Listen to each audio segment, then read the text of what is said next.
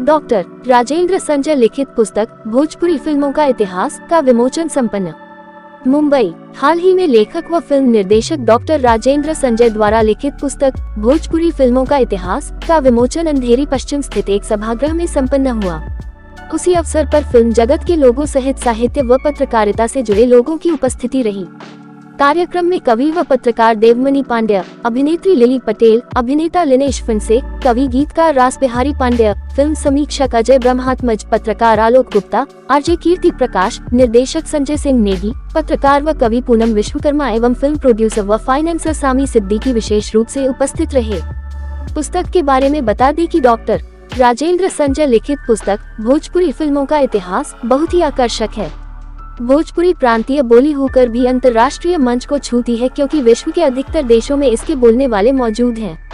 हालांकि पहली भोजपुरी फिल्म गंगा मैया तोहे पियरी चढ़ाइबो सन 1962 में बनी थी, लेकिन भोजपुरी बोली ने पहली भारतीय बोलती फिल्म आलम आरा में ही अपना चकमक प्रभाव दिखा दिया था, जो सन 1931 में बनी थी, जिसमें भोजपुरी गीत दरस बिन मोरे हैं तरसे नैन प्यारे मुखड़ा दिखा जा मोहे ने दर्शकों का मन मोह लिया था।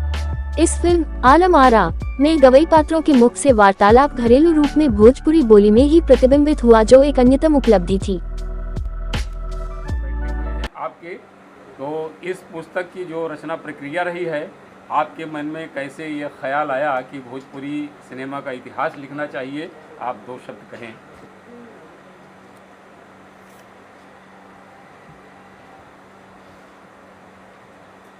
वैसे तो बचपन से ही मेरा झुकाव रहा था फिल्मों की तरफ। कुछ करना है, कुछ बोलना है, कुछ करना है, सिर्फ बैठे नहीं रहना है। और अगर लेखक बनना है तो लेखकीय जो गुण होता है वो भी बहुत ज़रूरी होता है, ताकि आप लिख सकें, आप लोगों को बता सकें लिखकर। तो उस तरह का चांस मुझे मिला, उस तरह का सौभाग्य मुझे मिला, और मैंने आगे चलते चलते ये किताब आखिर में भोजपुरी फिल्मों का इतिहास तैयार हुई। ये किताब और छप कर अभी आप लोगों के सामने, आप लोगों के हाथों में प्रस्तुत है। राजेंद्र, इसके सोर्सेस इकट्ठा करने में आपको कितना वक्त लगा और पुस्तक को पूरा अंजाम तक पहुंचाने के लिए कितना वक्त लगा, लिखने में कितना वक्त लगा? ये तो बहुत बड़ा सवाल है और बहुत बड़ा इसका उत्तर भी आएगा, क्योंकि मैटर इसमें बहुत ज़्यादा है और इसके लिए पूरा स्टडी करना बहुत ज़रूरी है। बिना स्टडी किए हुए किसी बात को अगर करना है, बताना है आपको किसी के बारे में, तो उसका प्लस माइनस सब सारी चीज़ों का गुणगान करना ज़रूरी होता है। तो वो सारी चीज़ों को ध्यान में रखते हुए मैंने लिखना शुरू किया।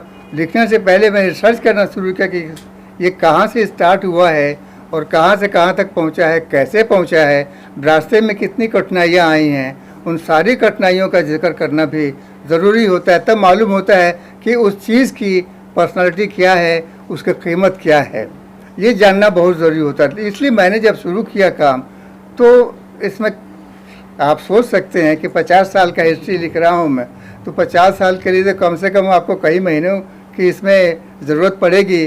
स्टडी करके, अच्छी तरह से मीमांसा करके, फिर उसके बारे में प्लस माइनस लिखना ज़रूरी हो जाता है। वो मैंने किया, और इसके लिए एक खुशी की बात यह है कि मेरे पास टेलीविज़न था, मेरे पास सब जो सुविधाएं होती हैं आजकल के पत्रिकाओं के ज़रिए, माध्यम सब मुझको मिलते रहे, और मैं उन पर देखता रहा, पढ़ता रहा, लिखता रहा। कंटिन्यूअसली, रेगुलरली मैं इसको पढ़ता रहा, देखता रहा, और जो भी इसमें परिचय, जो भी इसमें परिवर्तन आता गया, वो सारी चीज़ों का जिक्र मैंने किया। अब जैसे इसमें मैं देखिए, मैंने ये लिखा है कि ये 1962 में ये फिल्म बनी, गंगा मैया तो पियरी चढ़े, पहली भोजपुरी फिल्म। लेकिन जन्म से पहले 31 साल पहले 1931 में पहली हिंदी फिल्म बनी थी, बोलती फिल्म आलम आरा। उसमें इसका एक गीत लिया गया था कि, और वो गाना इतना हिट हुआ था कि लोगों की ज़बान पर वो गाना था, हर लोग इसको गाते थे। और गाने में तो क्या है कि गाना के ज़रिए आप कहीं से भी कहीं पहुंच सकते हैं। तो ये जो गाना लिखा गया उसमें कि दर्शन के लिए मैं उसका मतलब ये है कि मैं दर्शन के लिए तड़प रहा हूँ, तेरा दर्शन नहीं मिल रहा है, तेरे शब्द सुनाई नहीं पड़ रहे हैं, भगवान करे तू मेरे सामने जल्दी से आ जा। तो ये भोजपुरी में गाना था। भोजपुरी तो मुझे भी आती है, मैं भोजपुरी बोल सकता हूँ, बोलता ही हूँ। तो कहते हैं ना कि देखन में छोटन लगे घाव करे गंभीर। ये भोजपुरी फिल्म ऐसी ही है, ये है तो बोली, लेकिन इसकी सीमा अंतर्राष्ट्रीय सीमा को पहुंचती है, छूती है, क्योंकि भोजपुरी बोलने वाले दुनिया के अधिकतर देशों में पाए जाते हैं, जो रहते हैं और अपना जीवन यापन करते हैं। तो ये भोजपुरी सिर्फ बोली नहीं है, इसके अंदर बहुत गुण है, इसके अंदर बहुत वजन है, और ये वजन किसी दूसरी बोली में नज़र नहीं आता है। चाहे वो मैथिली हो, चाहे वो बज्जिका हो, चाहे वो अंगिका हो, किसी में भी ये गुण दिखाई नहीं पड़ता है जो इसमें है। और इसीलिए दूसरे लोगों ने भोजपुरी में आकर के फिल्में बनाना शुरू किया था, क्योंकि अब देखिए ना, इसके अंदर गुण है, तभी तो डॉक्टर राजेंद्र प्रसाद जो हमारे प्रथम राष्ट्रपति थे देश के, उन्होंने, उनकी भाषा भी भोजपुरी है, तो उन्होंने देखा कि उनकी भाषा में अभी तक तो कोई फिल्म बनी नहीं है, जबकि गुजराती में बन गई है, मराठी में बन गई है, मलयालम में बन गई है, तो हिंदी में भोजपुरी में क्यों नहीं बनी है। तो उन्होंने विश्वनाथ प्रसाद शाहाबादी से बताया, बात की, कहा कि भाई आपने के पास इतना पैसा है, आप तो कारखाने के मालिक हैं, खदान के मालिक हैं, क्या आप एक पिक्चर नहीं बना सकते हैं। उनको एक प्रेरणा मिली विश्वनाथ प्रसाद शाहाबादी को, उन्होंने कहा कि ठीक है मैं बनाऊंगा पिक्चर। और उन्होंने बाद में नज़ीर हुसैन जी से मुलाकात की, बात की, उनसे स्क्रिप्ट लिखवाया और फिल्म बनी, और इतनी ज़बरदस्त पिक्चर बनी कि आज भी लोग उसको याद करते हैं, उसके गाने गुनगुनाते रहते हैं। तो चीज़ ये है कि अगर आप कुछ करते हैं, सही मायने में आप करते हैं, तो उसका असर बहुत दूर तक पहुंचता है। अब जैसे मैंने भी कहा कि देखन में छोटन लगे घाव करे गंभीर, ये भोजपुरी बोली लगती है, लेकिन ये अंतर्राष्ट्रीय सीमा को भी छूती है, जो किसी बोली के, दूसरी बोली के बस की बात नहीं है। तो मैं ये बोल रहा था कि भोजपुरी बोली न कह के हम इसको कहें कि एक भाषा ही है, क्योंकि भोजपुरी का बहुत विस्तार हो गया अभी। ये बिहार, यूपी, मध्य प्रदेश की बोली है, और इस तीनों प्रांतों में ये बहुत अच्छी तरह से बोली जाती है, और इसलिए इसका एक अपना रुतबा है, अपना एक स्थान है, और उस स्थान को बनाए रखने के लिए, आगे बढ़ाने के लिए एक बात तो माननी पड़ेगी, भोजपुरिया लोगों ने इसको बहुत आगे बढ़ा है। फिल्म इंडस्ट्री में, हिंदी फिल्म इंडस्ट्री में अगर कोई कहा जाए कि गढ़ है या मजबूत सीढ़ी है, तो वो है भोजपुरिया लोग, जो बिहार से, यूपी से, मध्य प्रदेश से बिलोंग करते हैं, और वही पूरी हिंदी फिल्म इंडस्ट्री में छाए हुए हैं। कह सकते हैं कि वो रीढ़ की हड्डी की तरह हैं, और उन्होंने ही भोजपुरी हिंदी फिल्म को आगे बढ़ाया है। तो भोजपुरी को क्यों नहीं करेंगे, तो भोजपुरी में किया। और भोजपुरी में जो 2-3 पिक्चरें उनमें बनी, जैसे गंगा मैया तो पीड़ित रही वो, उसके बाद लागे ने छोटे राम, उसके बाद विदेशिया, ये 3 फिल्मों ने तो रिकॉर्ड तोड़ दिया। इतनी ज़्यादा इसमें कमाई हुई है। मैं एक बात और बताऊँ कि भोजपुरी की एक दूसरी जो अद्वितीय मिसाल है, वो ये है कि जब ये पिक्चर बनी और रिलीज हुई थिएटर्स में, सबसे पहले बनारस के प्रकाश टाकीज में ये रिलीज हुई थी। उसके बाद बिहार के जितने भी थिएटर, छोटे छोटे शहर हैं, उस शहर में जितने भी थिएटर हैं, सब ने इसको अपनी इज्जत का सवाल बना लिया, कहा कि हमारे थिएटर में भी ये पिक्चर रिलीज होगी। तो जितने भी थिएटर थे उस शहर में, वहाँ के सारे थिएटर में ये पिक्चर लगी, जो आज तक। सॉरी सर, इंटरप्ट किया, आप माफ़ी चाहते हैं इसके लिए। सवाल ये है सर कि सबसे पहले तो मैं आपको शुक्रिया कहना चाहता हूँ कि आपने भोजपुरी सिनेमा के इतिहास को डॉक्यूमेंटेड किया, इसे कागज़ पर उतारा, इसके लिए सबसे पहले तो आपको साधुवाद और शुक्रिया। सर सवाल यह है कि आज के इस दौर में जब डिजिटल इतना मजबूत है, इंटरनेट इतना मजबूत है, ज़्यादातर चीज़ें पब्लिक डोमेन में है। आपने जो कहानी बताई, मुझे लगता है यहाँ मौजूद ज़्यादातर लोगों को कहानी पता होगी कि राजेंद्र प्रसाद ने, हमारे महामहिम ने, किस तरह से कहा कि भाई किताब लिखी, आप फिल्म बनाइए। जब सब कुछ इंटरनेट पे है, ऐसे में क्या ऐसी चीज है, क्या ऐसी जानकारी है जो आपकी किताब में मिलेगी जो इससे पहले पाठकों को, ऑडियंस को नहीं पता थी? क्या उसके लिए आपने कुछ लोगों के इंटरव्यूज किए? क्या आपने कोई ऐसे एक्सक्लूसिव जानकारी इकट्ठा की जिससे आप हमें शेयर कर सकें कि भैया ये एक चीज है जो मेरी किताब में मिलेगी? बस देखिए, जब इतिहास हम लिखने बैठते हैं तो उसमें ये देखा जाता है इसका प्लस माइनस क्या है, वो सारी चीज़ों का उसके बारे में बोलते हैं। बाकी जो दूसरी चीज़ें होती हैं वो दर्शक हो जाते हैं, वो उसके गवाह बन जाते हैं और वो उसके साक्षी बनने के बाद आगे अपने अपने विचारों को व्यक्त करते हैं। जो इतिहास लिखने की बात है वो इतिहास इतिहास ही होता है। भोजपुरी का इतिहास हो या हिंदी का इतिहास हो, उसमें कोई भी डिविएशन नहीं हो सकता है। जो है, वो फैक्ट है और फैक्ट रह गया, उसको कोई बदल नहीं सकता है। नहीं वो उसमें खामखा का प्रस्तावना करके, तारीफ करके उसके रूप को बढ़ा नहीं सकता, बिगाड़ नहीं सकता है, क्योंकि जो है वो है, जो सत्य है वो सत्य है। तो हम तो यही मानते हैं कि भोजपुरी में आज तक जो कुछ भी हुआ है, जो पर्दे पे उतरा है, जो प्रकाशित होकर के आया है, उसका जो रूप है वो वहीं तक रहेगा। उसके बाद जो टेक्नोलॉजी बढ़ती जा रही है, उसके अंदर प्रचार होता जा रहा है, विकास होता जा रहा है। वो जो विकास है वो फिल्म में जो बन चुकी है, वहाँ जो टेक्नोलॉजी है, टेक्नोलॉजी का ही हम उपयोग कर सकते हैं। बाकी जो दर्शक है देख रहे हैं, उनको पता चलता है कि टेक्नोलॉजी का कितना उपयोग हुआ है। उसके बारे में कुछ कहा नहीं जा सकता। कहना है तो इतिहास ही लिखिए या तो फिर दूसरी किताब लिखिए। लेकिन अगर भोजपुरी के इतिहास लिखते हैं तो हम भोजपुरी के बारे में ही लिखेंगे, हम किसी और चीज़ के बारे में नहीं लिख सकते। अगर लिखेंगे तो फिर उस जो उद्देश्य है किताब लिखने का, भोजपुरी का इतिहास लिखने का, वो उद्देश्य बेकार हो जाएगा। इसीलिए जो इतिहास में लिखा गया है वही लिखा जाएगा और वही सत्य है। सत्य को हम छोड़कर कहीं और नहीं भटक सकते। इसलिए जो कुछ भी आपने कहा है, मुझे इस बारे में आपको बताने की ज़रूरत इसलिए पड़ गई है कि ताकि भोजपुरी क्या है, उसका रूप क्या है, गोरा है, काला है, नाटा है, लंबा है, मोटा है, पतला है, वो उसका आप विवरण देंगे ना, तो उसके बारे में हम लिखेंगे। किसी और के बारे में हम नहीं लिख सकते हैं। अगर हम लिखेंगे तो विषयांतर हो जाएगा, और विषयांतर का मतलब होता है कि आपने जो लिखना था, आपने जो लिखा वो बेकार हो गया। इसीलिए भोजपुरी में जो कुछ भी लिखा किया है, हुआ है, बनाया गया है जो फिल्मों के ज़रिए, वो उसका जो खाका है, उसका जो लेखा जोखा है, वही मैंने उसमें किताब के ज़रिए आप लोगों तक, मतलब पाठकों तक पहुंचाया मैंने। सर, मैं आपसे सवाल करना चाहता हूँ जी। आपने जो लिखा है उसकी मैं सराहना करता हूँ, बहुत अच्छा किया है, बहुत अच्छी चीज लिखी है।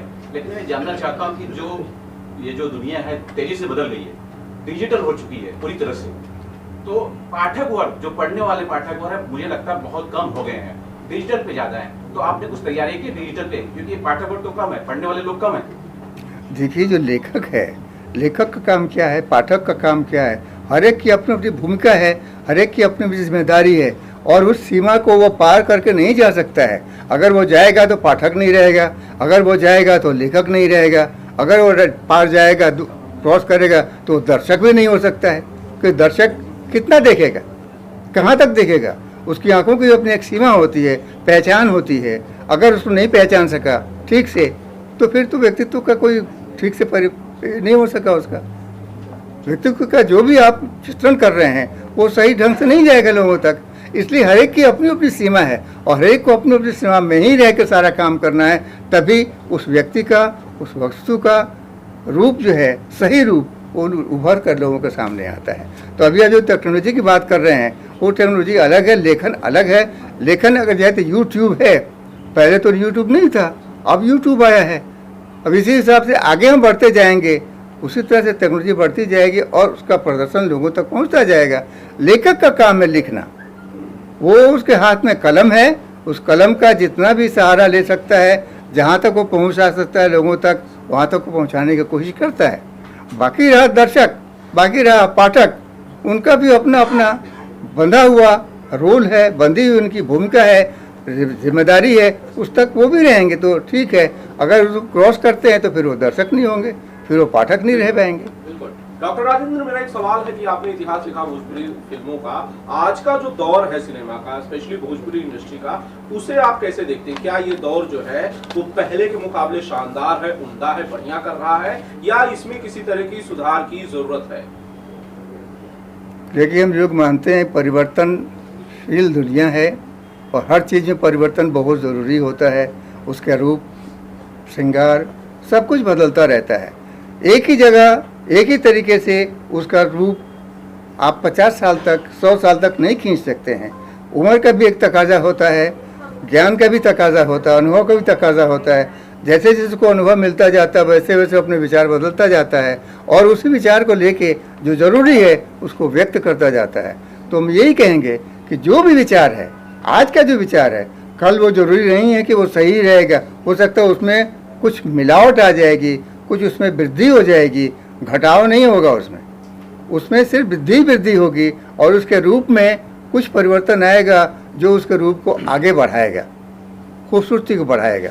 ये चीज़ है, ये हम ये मानते हैं कि माध्यम का सबसे पहला गुण क्या है कि जो उसके सामने आता है उसको वो कैच करता है। जो उस रूप में आता है सामने, उसी रूप में वो कैच करता है। उसमें और कुछ ऐड नहीं कर सकता है, वो कुछ भी उसमें जोड़ नहीं सकता है, न घटा सकता है। वो कि जो है वो है। सर, मेरा सवाल आपसे है, मुझे बहुत खुशी है कि आपने भोजपुरी सिनेमा के इतिहास पर एक किताब लिखी है। मैं बस ये जानना चाहता हूँ कि ये किताब सीधी सी बात आपने 1931 से जोड़कर इसे बखूबी बताया है। 1931 से कब तक का इतिहास आप भोजपुरी सिनेमा का इसमें दर्शकों के लिए पेश कर रहे हैं? हमने अभी तक इसे 2008 तक किया हुआ है, क्योंकि हमने देखिए इतिहास लिखने का अभी एक वो क्या कहते हैं आवश्यकता है और गुण है, क्योंकि आप जब इतिहास किसी के बारे में लिखते हैं तो कम से कम 10 साल बाद तक उसको जोड़ना पड़ता है कि उसका 10 साल के बाद तक उसका रूप क्या होगा, या 10 साल पहले तक आप नहीं कर सकते हैं क्योंकि उसका रूप अधूरा रहेगा। मान लीजिए 2005 तक आपने अगर इतिहास लिखा है तो उसको आप 2010 तक, 2012 तक आगे बढ़ेंगे, 5 साल 7 साल आगे बढ़ेंगे, तब जाके उसका रूप जो 2005 का है वो सामने आएगा, नज़र आएगा।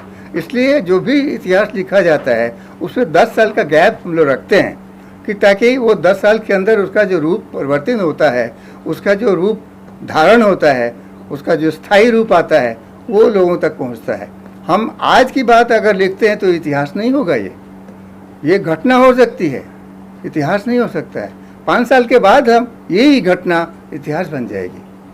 तो इसीलिए जब इतिहास लिखते हैं तो 10 साल का हम लोग मार्जिन रखते हैं कि जब भी हम लिखते हैं 10 साल, अगर मान लीजिए ये 2023 है तो कम से कम 7 साल पीछे तक का हम लिख सकते हैं, 2015 तक का हम लिख सकते हैं, उसके बाद का हम नहीं लिख सकते हैं क्योंकि उसमें कुछ भी परिवर्तन आ सकता है टेक्नोलॉजिकली।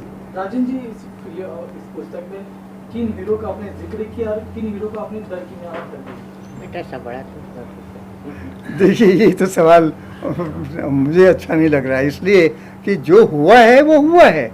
जिसने रोल किया है उसने रोल किया है, जिसने रोल नहीं किया है उसको हम कैसे रोल दे सकते हैं जिसका नहीं है। कि आपने बात की है तो उसमें 2008 के बाद कई सारे जो ऐसे कलाकार है, खेसारी लाल और भी तरीके के कलाकार। देखिए, खेसारी लाल 2008 के बाद के हैं, उससे पहले के नहीं है। अगर हैं तो उस वक्त उनकी बनावट हो रही थी, वो बन रहे थे। बनने के समय में इतिहास नहीं लिखा जाता है, बन जाने के बाद ही उनका रूप जब सामने आ जाता है क्रिस्टल की तरह, तभी जब उसके बारे में हम कलम उठा सकते हैं, लिख सकते हैं, बोल सकते हैं। सर जैसे आपने कहा कि आपने इस बुक में पूरा फैक्ट लिखा है, तो कुछ पॉजिटिव चीजें भी होगी, कुछ नेगेटिव चीजें भी आई एम श्योर आपने मेंशन की होगी इसके अंदर। जी हाँ, बिल्कुल। उसको लेके किस तरह की कठिनाई आई, अगर उस बारे में कुछ बताए? क्या आपने क्या सच में मेंशन की है नेगेटिव चीजें भी इस पुस्तक में, अगर उस बारे में कुछ? देखिए, सबसे पहली बात बता दूं, 1964 में पहली फिल्म भोजपुरी की 1962 में बनी, 63 में बनी, 64 में बनी। 2 साल तक तो भोजपुरी फिल्म का तो बाबा था, जलवे थे। उसके बाद उसका डाउनफॉल शुरू हो गया 2 साल के बाद ही। क्यों?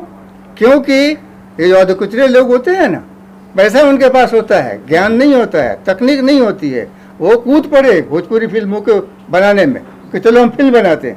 डायरेक्टर अध कचरा, टेक्नीशियन अध कचरा, राइटर अध कचरा। जिसको अरे पैसा इकट्ठा करना है ना, पैसा कमाना है, लोग पागल है पैसा के लिए, तो चलो बनाते हैं। तो नतीजे क्या हुआ, 1964 के बाद फिल्में खत्म होने लगी। 1968 के बाद तो एक भी फिल्म नहीं मिली, बनी नहीं, बंद हो गई सब। 1977 तक 10 साल के पीरियड में एक भी फिल्म नहीं बनी है। क्यों? क्योंकि लोगों में लालच आ गई, लोगों में पैसा बनाने का। अरे कुछ तो दीजिए, आप कुछ देंगे, कुछ ध्यान त्याग करेंगे तो आपको कुछ मिलता है और उसका फल भी मिलता है। आप त्याग ही नहीं करेंगे, आप लूटने के चक्कर में रहेंगे तो आपको क्या मिलेगा? नतीजा ये हुआ कि भोजपुरी फिल्म बंद हो गई 10 साल तक।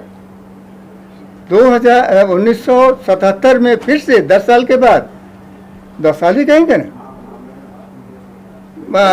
वो जो पिक्चर थी दंगल करके आई पिक्चर, और रंगीन बन के आई।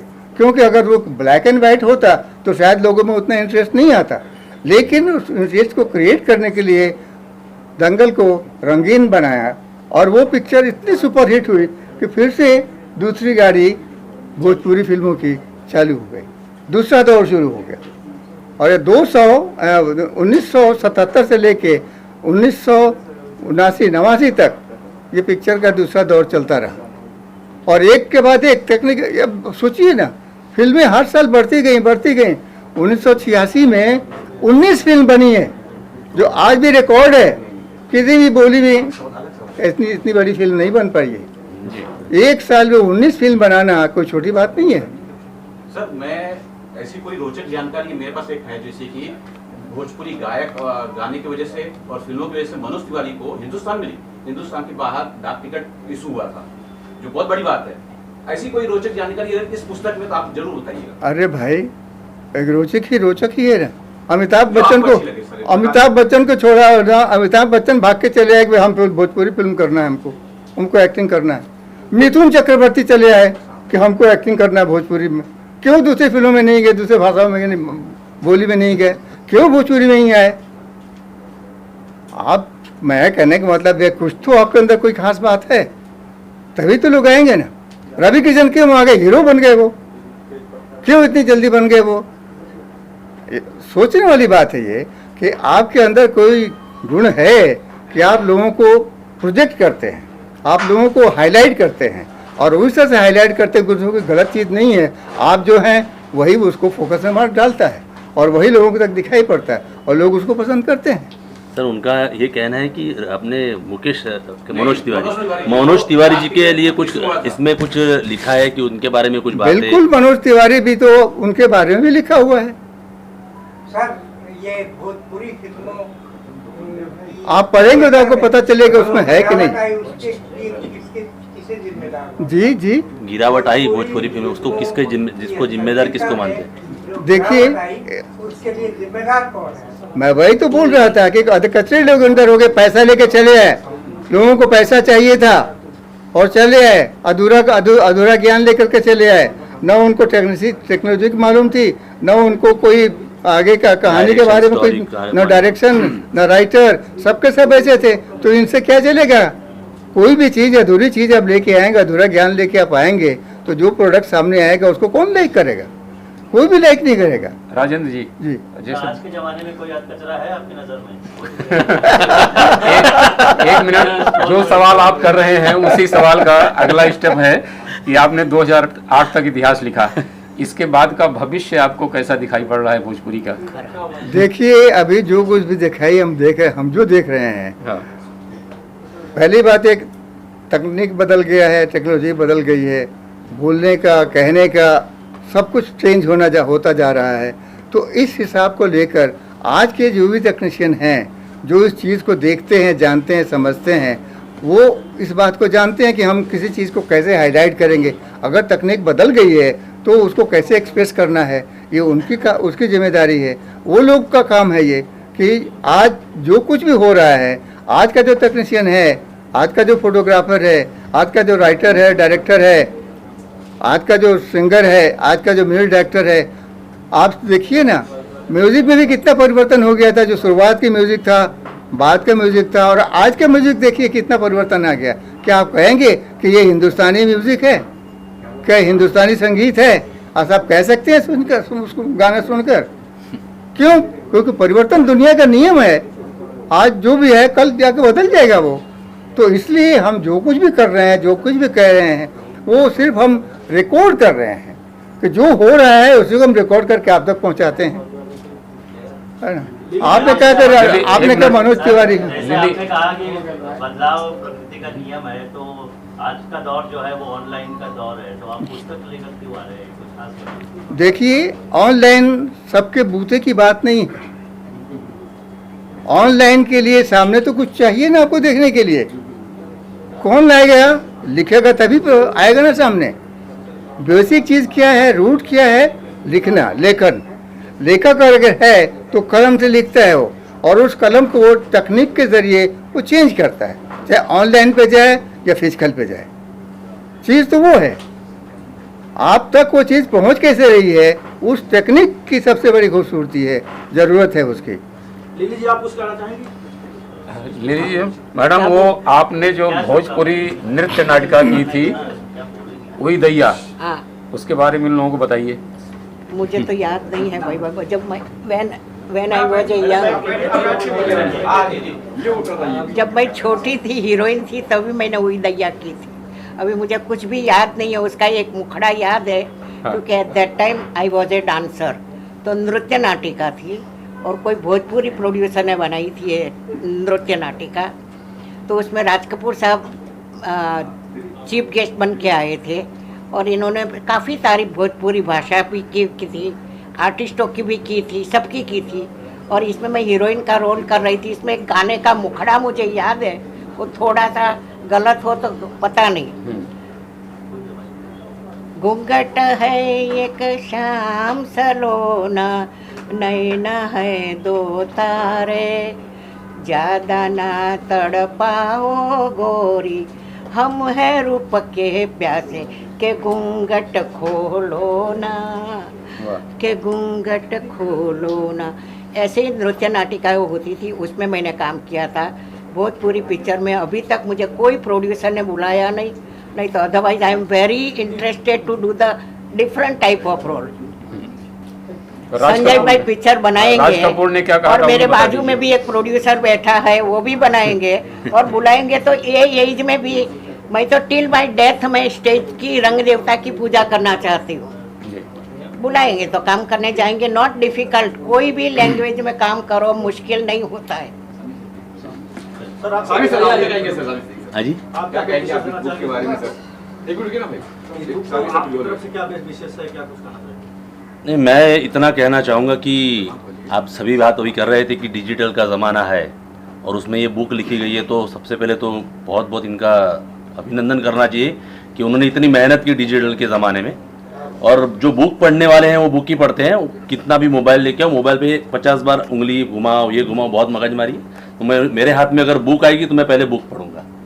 तो बहुत बहुत धन्यवाद है इनका कि ऐसे डिजिटल के ज़माने में इन्होंने बुक लिखी है, और ये उम्र के पड़ाव में, तो उनके लिए बहुत बहुत धन्यवाद करना चाहिए इनका। मैं एक दो शब्द कहना चाहता हूँ भोजपुरी के बारे में।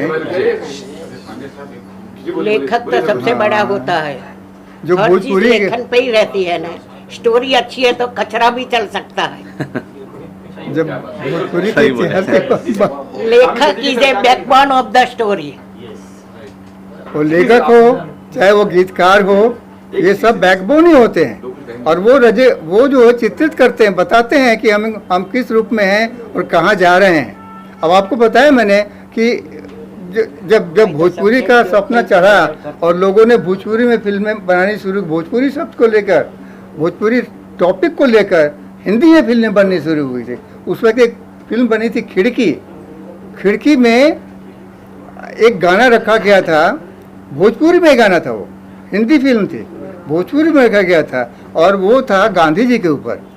ए हो दुल्हनिया तू जाओ बजरिया, लाओ चुनरिया से खादी की, क्या खादी की, हाँ खादी की, जय बोलो महात्मा गांधी की, ओ जय बोलो महात्मा गांधी की। ये चीज़ है, तो जो ज़रूरत है उसी का चित्रण होता है और वही पब्लिक तक पहुंचाई जाती है। पब्लिक उसको पसंद करती है, गलत चीज़ पब्लिक कहीं पसंद नहीं करती है। मैं बेसिकली फाइनेंस से हूँ, प्रोड्यूसर भी हूँ, लेकिन भोजपुरी पिक्चरों का अभी रीजनल फिल्मों का टाइम अच्छा है और अगर पिक्चरें बनेगी और अच्छी पिक्चरें बनी, विद सब्जेक्ट अगर अच्छे हो तो डेफिनेटली भोजपुरी पिक्चरें भी चलेगी। और जो प्राइसिंग हो गई है उसको कंट्रोल करना बहुत ज़रूरी है। जो अभी हिंदी का देखकर भोजपुरी लोग भी, एक्टर भी उतना ही मांग रहे हैं और पैसे का जो ये हो गया, जब तक कि पिक्चर देखने वाले नहीं जाएंगे तो कितना भी पैसा लगाओ तो कोई फ़ायदा नहीं है। पिक्चर देखने वाले जाना चाहिए थिएटर में, और ये सब पिक्चरें थिएटर की है। ये इस पे जब आना ही है, किस पे डिजिटल पे आनी है वो बात की है, पहले थिएटर में आदमी जाना चाहिए और थिएटर में लोग नहीं जा रहे। ये सब में बड़ी दिक्कत है। मेरे ख्याल से अब मैं गलत नहीं हूँ, अब तो सब पार्टनर हो गए, सब फिर केसारी हो, मनोज तिवारी हो, सब पार्टनर बन गए। तो ये गलत है सर। एक जमाने में सिर्फ हीरो होता था, हाँ। कभी प्रोड्यूसर नहीं होता था। ये हिंदी का ही सीख के सब लोग उधर गए। सलमान पार्टनर हो, हाँ, वो पार्टनर तो हिंदी नहीं सिखाया है सबको। ज़्यादा चलते हैं। मनोज तिवारी गायक होते हुए भी हीरो बन गए। आप ये बताइए, मनोज तिवारी गायक होते हुए भी हीरो बन गए, कैसे बन गए? कहीं तो कुछ हुआ है, तालमेल तो कहीं कुछ हुआ है ना। पहले के लोगों में ये तालमेल नहीं था, वो सीधे लोग थे। अब सब प्रोड्यूसर बन गए सर, अब सब प्रोड्यूसर बन गए। वो प्रोड्यूसर, जो एक्टर प्रोड्यूसर बने उनको बोला पैसे लगाए, तो पैसे नहीं लगाए। अब आप देखिए ना, फिल्मों का बजट कितना आगे बढ़ गया है। क्यों?